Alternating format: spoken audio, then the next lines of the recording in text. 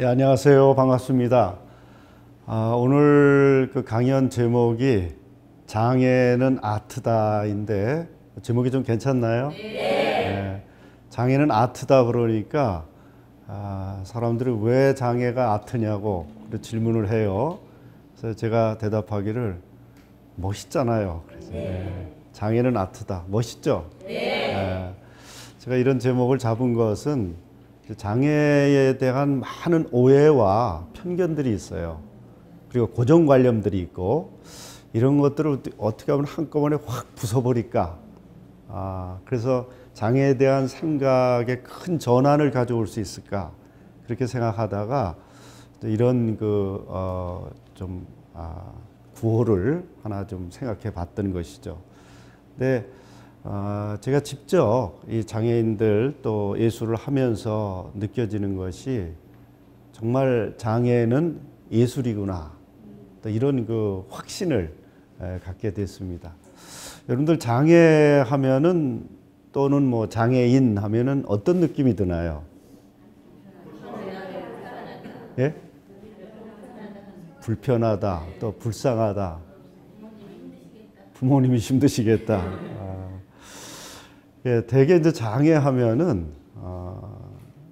좀 어둡게 다 생각을 해요. 그리고 이렇게 좀 슬프게 이렇게 비극적으로 이렇게 얘기도 하고 또 뭔가 자꾸 옆에서 뭐 도와줘야 될 것 같은 그런 느낌이 들고 또 우리하고는 뭔가 좀 이렇게 사뭇 다른 그런 이상한 뭐 이렇게 생각을 많이 하는데 그런 것들이 좀 많이 깨져야 될 것 같고요. 그래서 저는 이제 장애는 예술이다.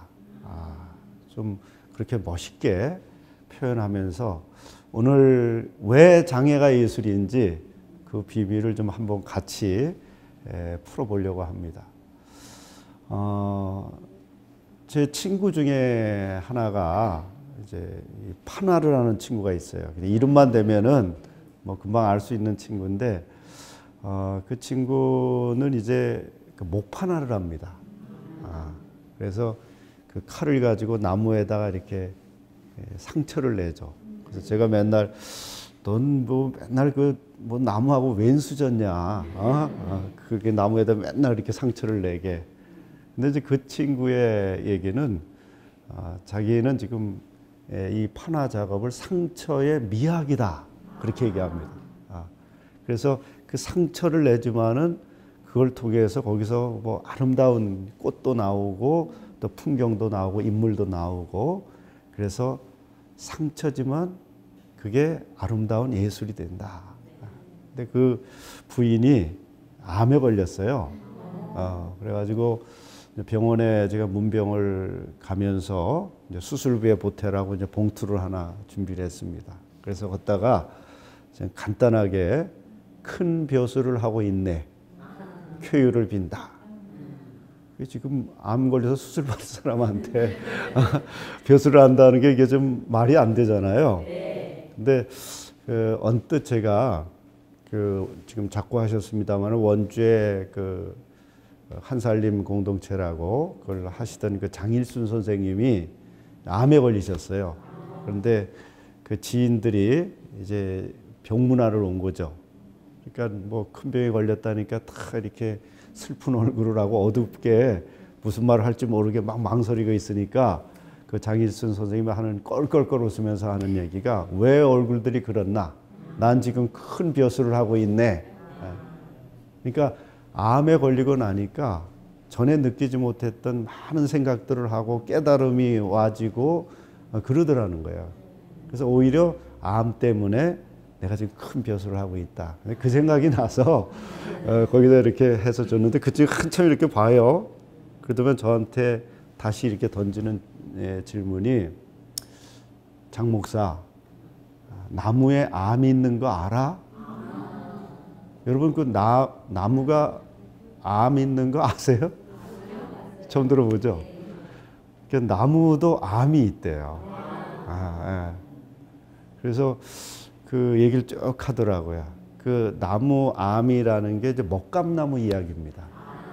그래서 그 친구가 판화를 하고 제가 글을 써가지고 먹감나무 한 그루 그런 제목으로 책도 내고 제가 그 먹감나무 이야기를 듣고 너무 감동을 받아서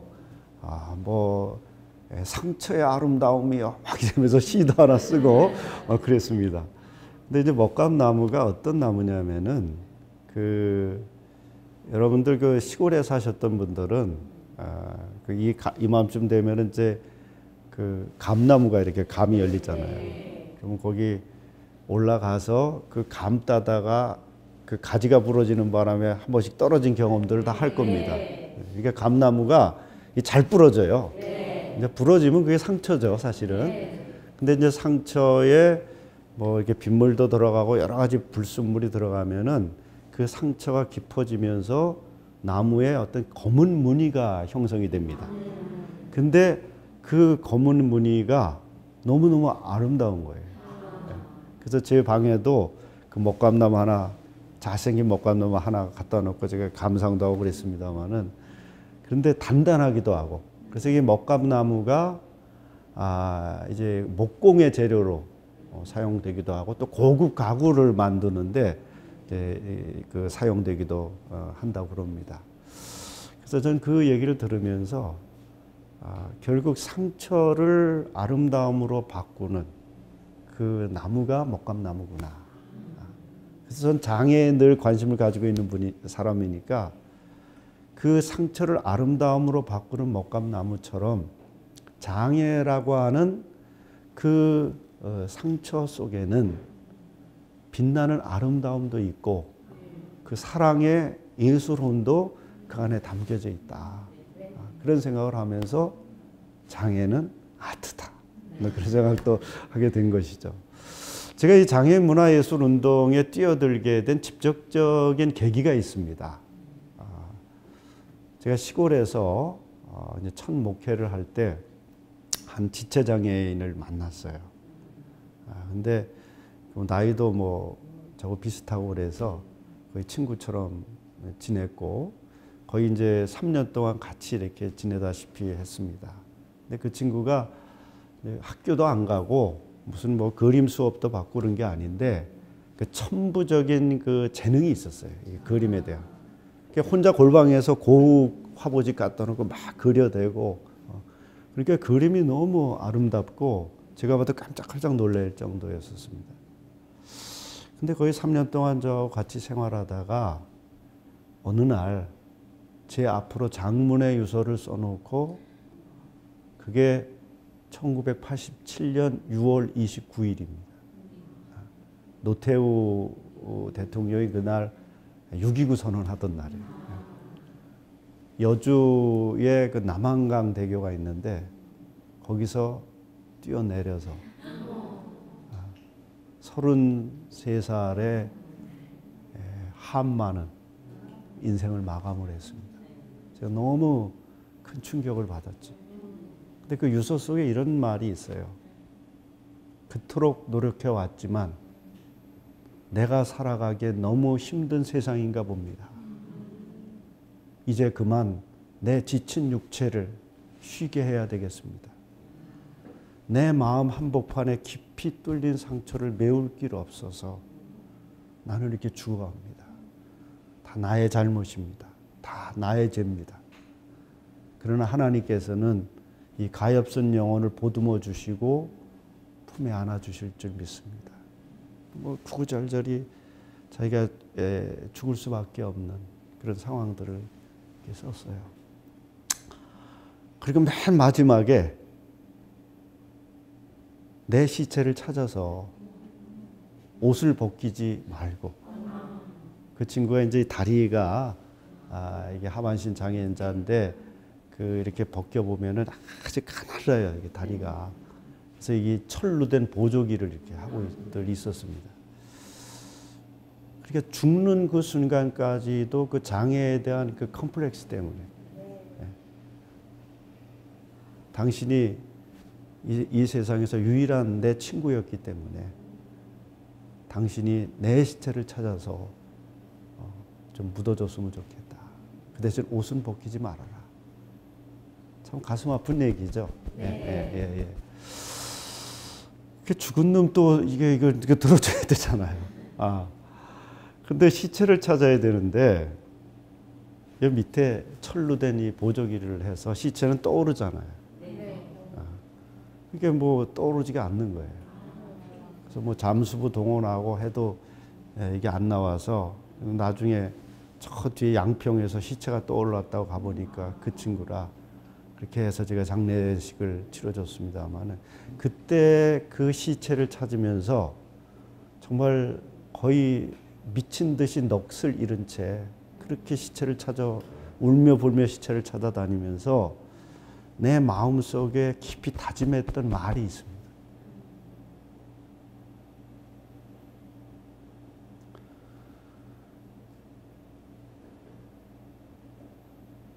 내 인생은 내 죽음으로 다시 시작한다. 너같이 그렇게 죽어갈 수밖에 없는 이 장애인들을 그 생명들을 살리는 것이 앞으로 내 사명이다. 그리고 내가 못다한 그 아름다운 삶을 내가 내 목까지 살아주마. 그런 다짐을 제가 했습니다. 그 이후에 그 친구가 왜 죽었는지 그리고 어떻게 지금까지 33살 동안 살아왔는지 이걸 좀 알아보고 싶었어요. 그래서 성장 과정서부터 쭉 이제 추적을 하다 보니까 장애인들만이 가지고 있는 그렇게 죽을 수밖에 없는 사회적인 악순환적인 구조가 있더라고요. 그걸 이 시간 다 말씀드릴 수는 없지만은 그걸 보면서 이렇게 죽어갈 생명들이 앞으로 널려 있구나.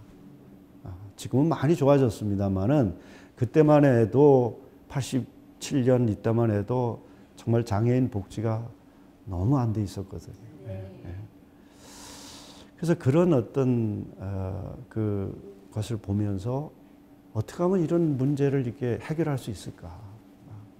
그리고 그 친구가 이제 예술을 했기 때문에 제가 그 해외 나갈 때마다 특히 선진화된 그 나라를 나갈 때마다 이런 나라에서는 선진화된 나라에서는 장애인 정책을 어떻게 하고 있고 또 장애인 문화예술 어떤 운동이 있고 또 장애인 작가들이 어떻게 작업을 하고 있고 또 장애인 교육이나 활동에 대한 프로그램이 어떤 것이고 이런 것들을 우선적으로 리서치를 했습니다. 그러던 가운데 이제 일본에 있는 민들레이지 탐포포 노이에라고 하는 나라현에 있습니다. 장애인 예술 공동체가 있어요. 하나아트센터라고. 그래서 거기를 알게 됐어요. 그리고 그것을 창시한 그 이사장을 야마노 마사 그 이사장을 만나게 됐습니다. 그래서 이제 그분은 어떤 분이었냐면은 원래 기자 출신입니다. 사회 운동을 하던 그런 분이었는데 이제 동구권 몰락하면서 사회 운동에 대해 절망하고 그리고 있었던 참에 그 나라현의 작은 그 장애인 학교 거기에서 아이들이 그린 그림, 시 이런 걸 본 거예요. 근데 충격을 받은 거예요. 그 당시만 해도 일본도 우리나라처럼 그렇게 굉장히 장애인들이 참 소외당하고 차별당하고 억압당하던 이제 그런 시대였는데 그 장애 아이들이 쓴 시를 보면서 또 그 그림을 보면서 이 예술이, 이 장애인 예술이 장애인들 스스로를 주체적으로 꽃피울 수 있는 가능성을 드러낼 수 있는 그런 모티브가 되기도 하고 이 예술이 이 세상을 변화시킬 수 있는 단초가 됐다. 이런 확신을 가지게 된 거예요. 그래서 그 장애인들이 쓴 시에 이제 아마추어 뮤지션들이 곡을 붙이고 또 노래를 부르고 그래서 무대에 올리고 그러면서 이 세상에 장애인들 예술을 이렇게 드러내기 시작한 거예요. 근데 그것이 많은 사람들에게 감동을 주고 또 장애인에 대한 새로운 인식들을 갖게 되고 하면서 일본의 장애인 복지를, 문화 예술을 새롭게 바꾸는 그런 역할을 하게 됐습니다.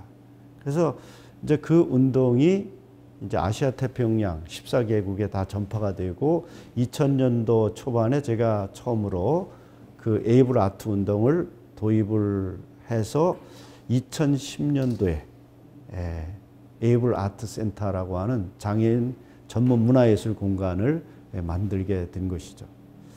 그래서 요즘은 이제 에이블 아트라고 하는 말이 장애인 문화예술을 하나의 상징하는 그런 그 용어로 이게 사용이 됩니다.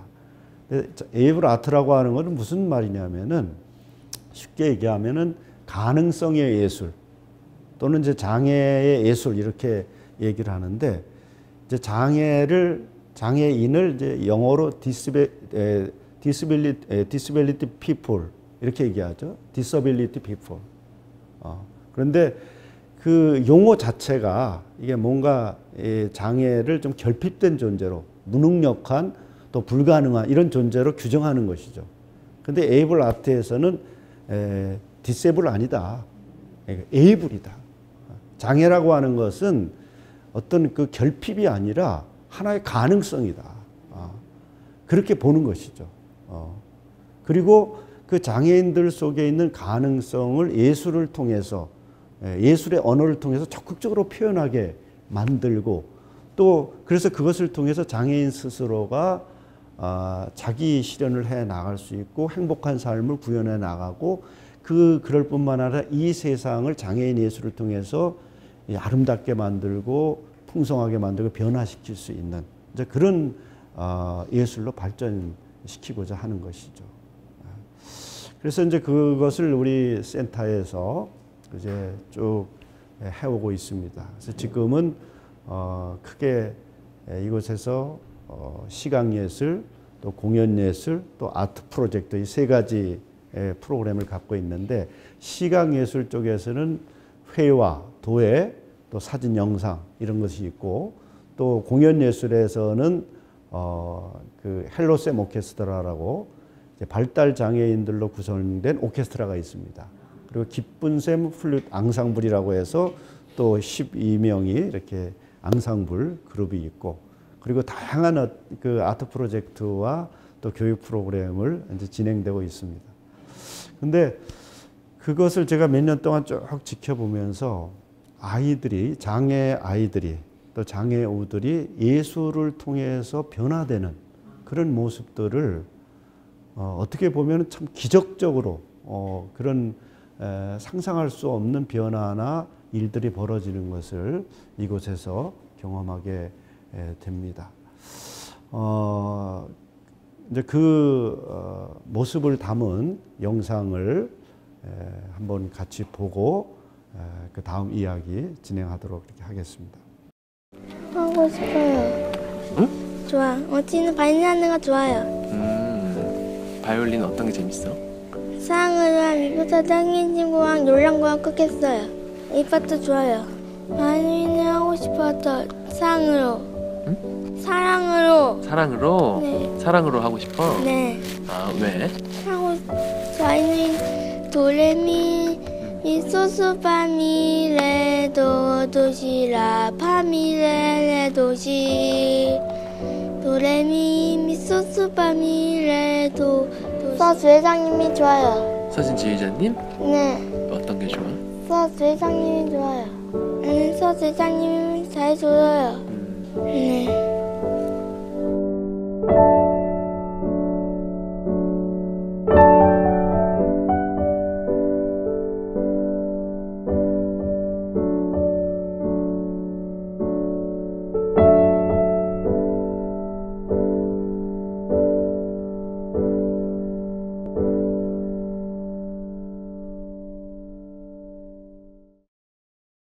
이 다큐를 보셨겠습니다만 여기 등장하는 원중이라고 하는 아이는 그야말로 아무것도 할 수 없는 아이였습니다.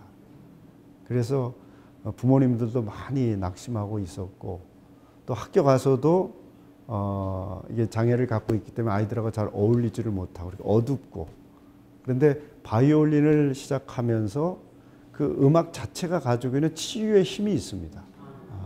그래서 아이가 굉장히 밝아지고 또 바이올린 뭐 이렇게 메고 학교에 딱 가니까 그 친구들이 자기들도 못하는 걸 하고 있거든요.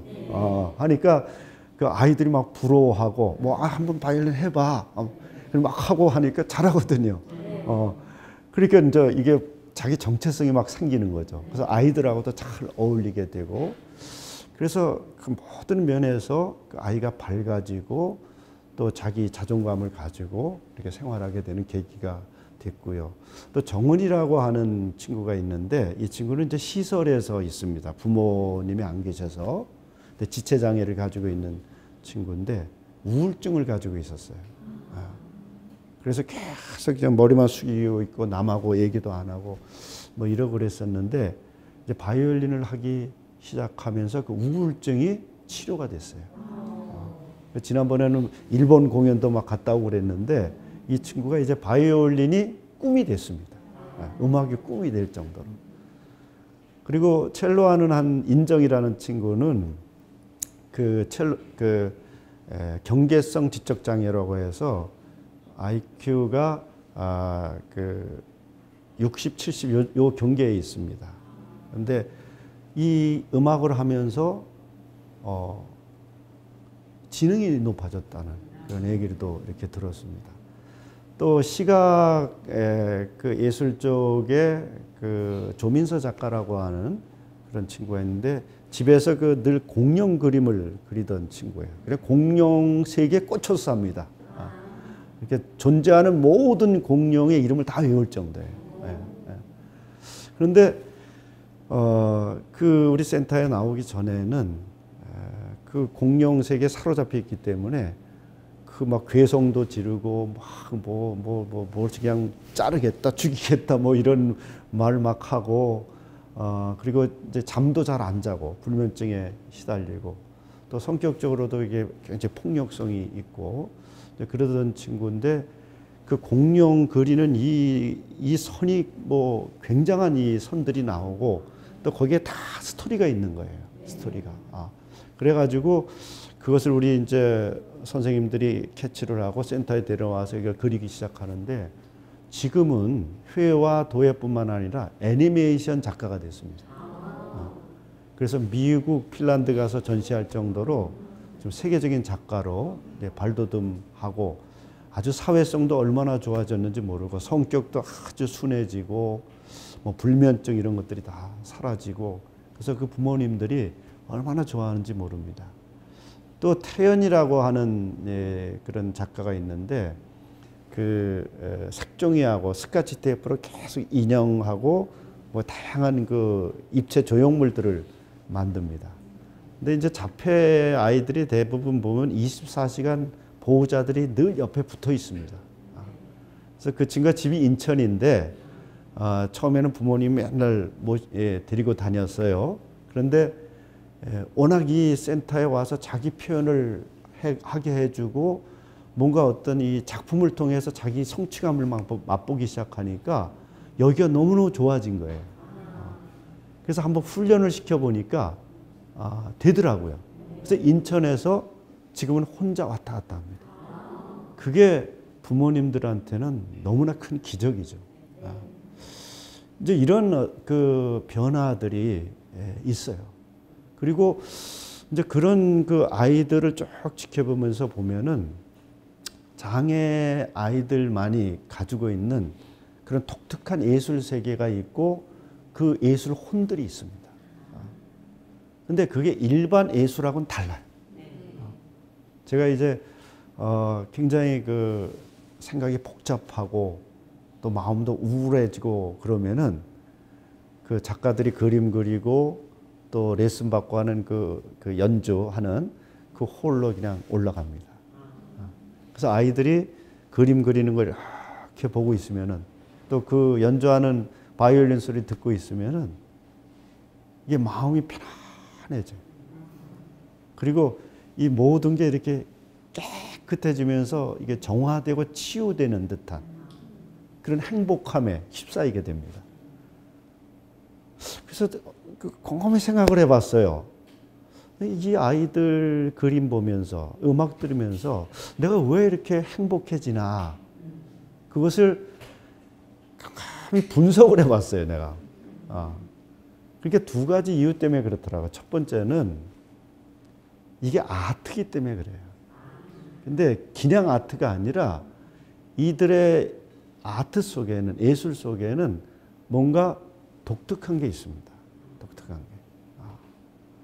즉, 그 원초적인 생명력이 있어요. 원초적인 생명력.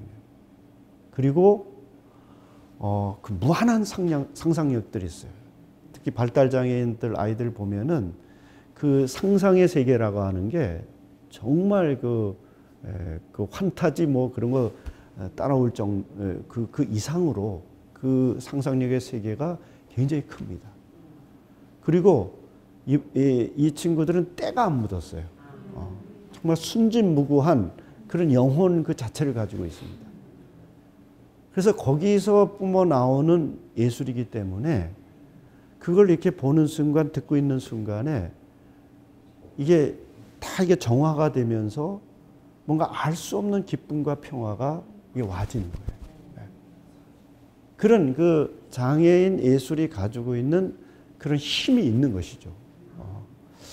그리고 두 번째는 내가 왜 행복한가 그렇게 느껴봤냐면은 장애 예술이 가지고 있는 공동체성입니다. 장애 작가들 중에 보면은 그 작업실에서 한 3-4시간 계속 빙빙 돌아요. 빙빙 돌다가 뭐 소리 지르기도 하고 그러다가 딱 앉아가지고 30초 만에 그게 그림을 그려야 되는데 그게 너무 놀라워요. 그 그림이. 그러니까 일반 작가들이 봐도 그런 선이 나오지가 않는데요. 그 정도로 그런 장애인들만이 가지고 있는 그 예술 방식이 있고 그런 독특성들이 있습니다.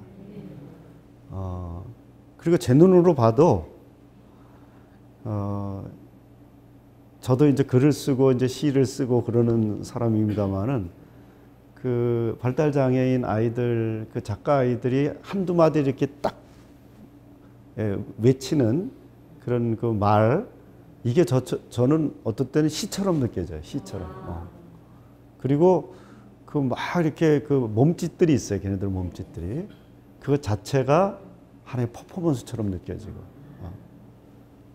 그래서 이제 장애는 아트다 이런 표현을 제가 계속 반복해서 쓰는데 이 장애라고 하는 것이 저런 그 놀라운 예술의 세계가 있고 그 세상 사람들이 알지 못하는 많은 사람들이 알지 못하는 그 예술적인 그런 아름다움과 그 독특성들이 있구나. 그래서 그것을 내가 여기서 계속 느끼니까 그것을 통해서 이 예술적인 이 그 아름다움 또 그런 어떤 모습들이 제 안에서 어떤 그 기쁨으로 평화로 이렇게 와지지 않았나 그런 생각을 합니다. 그리고 두 번째로 왜 내가 행복해졌나 생각을 해보니까 그건 공동체성입니다. 장애는 혼자 꽃피울 수가 없어요. 특히 우리 작가들 이제 작업은 하지만 혼자 작업이 불가능합니다. 그래서 옆에 그 우리가 TA라고 해서 일반 작가 선생님이 붙고 또 뒤에서 아트 서포트라고 해서 또 붙고 또 그 뒤에는 또 일반 스텝이 붙고 또 그 뒤에는 또 지지해주는 많은 후원자들이 있거든요. 그러니까 그런 작품 하나가 그런 예술 활동이 그냥 혼자 단독적으로 이루어지는 것이 아니라 이제 그 수많은 어떤 사람들의 그 사랑, 그 생명의 연대를 통해서 그런 작품들이 나오고 그 예술가들이 키워지고 하는 그런 것이거든요. 그러니까 일반 예술하고는 좀 많이 사뭇 다른 그런 모습들을 볼 수가 있죠. 저희 이제 센터 작가 중에 기로라는 친구가 있어요. 근데 그 친구는 이제 저를 보면은 딱 팔짱을 껴요. 팔짱을 끼고 어디론가 가재요. 그럼 따라가야 돼요. 자기가 가고 싶은데. 그런데 그렇게 따라가면서 팔짱을 끼면서 그 친구의 이 마음과 이 모든 것들이 느껴져요. 나를 너무 좋아하는구나. 그리고 그 사랑받고 싶은 이게 갈망, 이런 것들이 그냥 한 몸으로 느껴져 오니까 저도 너무나 행복한 거예요. 그 모습. 그냥 가는 대로 가는 거예요. 그러면서 같이 서로 이렇게 친해지고 행복해지는 이런 어떤 경험들을 많이 하곤 합니다. 오에 겐자부로라고 하는 일본의 노벨 문학상 수상자가 있어요. 그분이 쓴 책 가운데 뭐 개인적인 체험이라든가 빛의 음악 뭐 이런 책이 있는데 아들이 장애아예요. 히카리라는 뜻이 이제 빛이라는 그런 뜻입니다. 근데 그 아이를 낳았는데 이 뇌가 그냥 머리 밖으로 튀쳐나온 거예요. 그래서 의사는 뭐 죽었다 그런 거죠. 근데 생명은 살아 있어요. 근데 아버지가 그 문학의 주제가 공생, 뭐 이렇게 생명, 뭐 이런 거거든요. 근데 살아 있는데 죽일 수 없잖아요. 그래서 그 의사한테 이거 수술하면은 살 수 있는 확률이 몇 %냐? 1%라는 거예요. 1%도 안 된다는 거예요.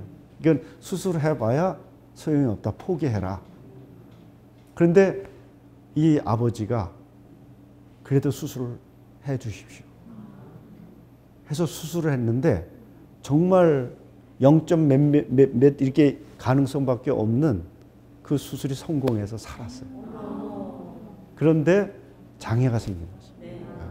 그래서 정신지체를 갖게 되고 자폐증도 갖게 되고 그래서 어릴 때부터 말도 못하고 혼자 이렇게 제대로 할 수 있는 게 별로 없는 거예요. 근데 5살 때부터 아버지가 이렇게 가만히 음악을 들려주니까 다른 거는 기억 못해도 음악은 다 기억을 하는 거예요. 이 아이가 음악적인 재능이 있구나. 그래서 그때부터 이제 그 아이에게 음악을 막 들려주고 그쪽으로 이제 막 밀어줬던 것이죠. 그리고 그 아이의 손과 발과 입이 돼가지고 같이 살게 됐어요. 같이. 그러면서 이 히카리가 그 작곡을 시작을 했는데 그 작곡해서 2개의 음반을 냈습니다. 근데 10만 장 이상 팔렸어요. 일본에서는 클래식 음반 중에서 거의 그렇게 팔린 게 별로 없대요. 그렇게 성공을 했습니다. 그래서 이제 그걸 통해서 이 오에 겐자부로가 하나의 문학적인 테마를 발견해요. 그게 뭐냐면 주체와 공생이라고 하는 테마입니다. 즉, 그 장애를 가진 그 히카리, 그 아들의 그 주체를 꽃 피울 수 있었던 것은 결국 자기가 모든 걸 내려놓고 그 아이와 함께 살겠다고 하는, 그리고 그 아이의 가능성을 어떻게든지 드러내게 해야 되겠다고 하는, 음악적 재능을 키워야 되겠다고 하는 그런 공생, 이것이 합쳐져서 결국은 히카리의 그 음악이 그렇게 나오게 되고, 또 이 오에 겐자부로가 그런 고백을 합니다. 그 빛의 음악이라고 하는 그 책에서 그런 고백을 해요. 나는 히카리가 이 장애 때문에 앞으로 거의 빛을 못 볼 것이라고 생각을 해서 빛이라고 하는, 히카리라고 하는 이름을 지어주었다. 그런데 그와 같이 공생하다 보니까 그가 내 인생에 빛이 되어 주었다. 그리고 그가 날 의지하는 줄 알았는데 결국에 가서는 내가 평생 히카리를 의지하며 살고 있었다. 이런 고백을 하게 된 것이죠. 이 말씀을 제가 왜 드리냐면은 그 장애 예술이 위대한 점은 공동체성을 가지고 있다는 것이죠. 그 예술을 중심으로 해서 많은 사람들이 하나가 되게 만들고 또 그 생명이 연대하면서 또 그것 속에서 인간의 그 본연의 아름다움이 회복되는 것이죠. 그러니까 우리가 이제 어떤 장애를 가진 어려운 사람들을 이렇게 도와준다 그러잖아요. 근데 사실은 그 사랑을 주고 또 받고 하다 보면은 서로 구원을 경험합니다. 저도 이 이제 일을 하면서 처음에는 장애인들을 도와줘야 되겠다, 막 이런 생각을 가지고 했는데 하다 보니까 내가 도움을 받고 있더라고요. 그리고 그들을 통해서 내가 깨끗해지고 내 안에 막 사랑이 생겨나면서 내 삶이 아름다워지고 풍성해지는. 그리고 내 사랑을 받은 또 장애인들은 거기서 정말 자기 안에 새로움을 발견하고 또 거기서 그 사랑으로 그들도 새로워지는. 서로 그 사랑의 어떤 연대, 이 기운들을 통해서 함께 구원을 경험해 나가는. 그래서 제가 그 좋아하는 그 말 중에 도스토옙스키가 쓴 백치라는 소설이 있습니다. 거기에 보면은 아름다움이 세상을 구원할 것이다. 이 말도 멋있죠. 네. 장애는 아트다. 이 말과 더불어서 아름다움이 세상을 구원할 것이다. 이걸 제가 많이 써먹는 그런 말입니다. 그래서 결국 이런 그 장애인 예술, 이런 에이블 아트, 이 아름다움이 그냥 예술로 끝나는 것이 아니라 세상을 구원하는 이런 단초가 될 수 있겠구나. 이런 마음을 가지고 제가 이 일을 계속하고 있습니다만, 어쨌든 제가 이 장애인 예술을 통해서 느꼈던 것은 그러한 그 행복감, 좀 알 수 없는 그런 내 안의 기쁨. 결국 문화예술이라고 하는 것은 삶의 질에 대한 문제입니다. 그리고 영혼의 아름다움에 대한 문제들인데, 우리가 살 때 어떻게 살 것인가, 아름답게 살자, 행복하게 살자, 그리고 사람이 살 때 사람답게 살자. 이런 것들이, 이런 본질들이 사실은 예술의 본질이고 또 철학적인 본질이고 또 문화예술이 추구하는 그 궁극적인 목적이라고 생각을 합니다. 그런데 그것을 가장 잘 고스란히 살려내는 게 이 장애인 예술이다, 아트다. 그렇게 생각을 합니다. 그 박노해 시인이라고 있는데 그 시인이 쓴 나 거기 서 있다, 나 여기 서 있다, 그 시가 있습니다. 그 시 가운데 보면은 이런 구절이 있어요. 몸의 중심은 심장이 아니다. 몸이 아플 때 아픈 곳이 중심이 된다.